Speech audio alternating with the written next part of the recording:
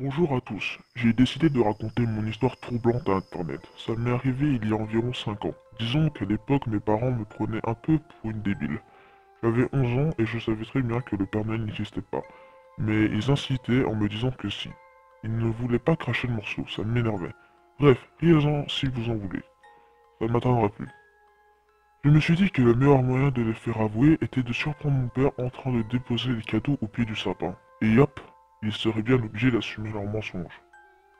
Dans la nuit du 25 décembre 2011, j'étais assis sur mon lit, prêt à bondir. Vers 2 heures du matin, j'ai entendu des pas dans le couloir qui se dirigeaient vers ma chambre.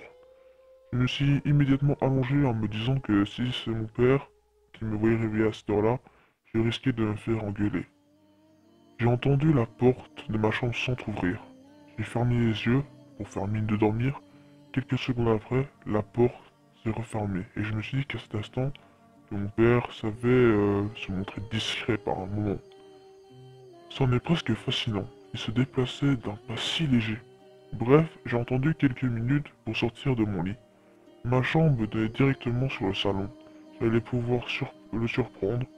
J'ai entrouvert la porte et bordel, je l'ai vu. Pas mon père, mais bien le Père Noël.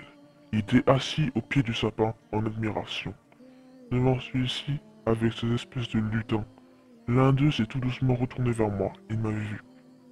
Prise de panique, j'ai fermé la porte et je me suis dirigé vers mon lit en mettant ma couette par-dessus ma tête. Quelques instants plus tard, j'ai entendu ma porte s'entrouvrir à nouveau. J'étais terrifié. Pourtant, le Père Noël était bon. Je n'avais aucune raison de l'être. Il se rapprochait vers moi. Ma respiration était bruyante, mais je ne devais pas m'arrêter. Il était tout près. Je l'ai entendu chuchoter. Ce n'est pas bien d'essayer de surprendre le Père Noël, Émilie. Puis il a ajouté, cela mérite une bonne punition. J'étais si effrayé que j'ai fini par appeler mes parents à l'aide. Bien évidemment, il n'y avait rien dans ma chambre. Je leur avais tout expliqué, mais ils disaient que j'avais dû faire un mauvais rêve. Ils ne me croyaient plus. Ils même décidé à m'avouer que c'était mon père qui déposait les cadeaux, et qu'il n'y avait jamais eu de Père Noël.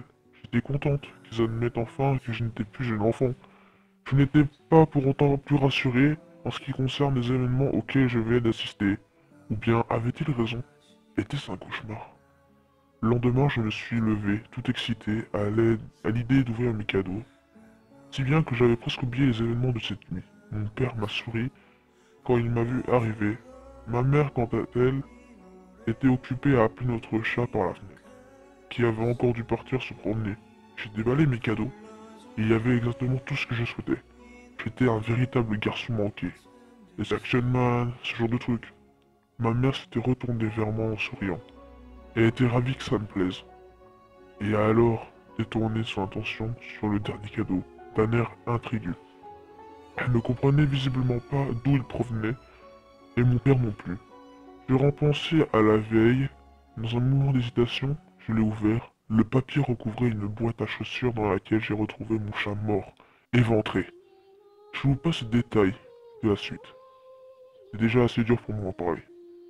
Aujourd'hui, je suis allé au marché de Noël de la Défense et je l'ai revu. L'espèce de lutin qui m'avait vu cette nuit-là.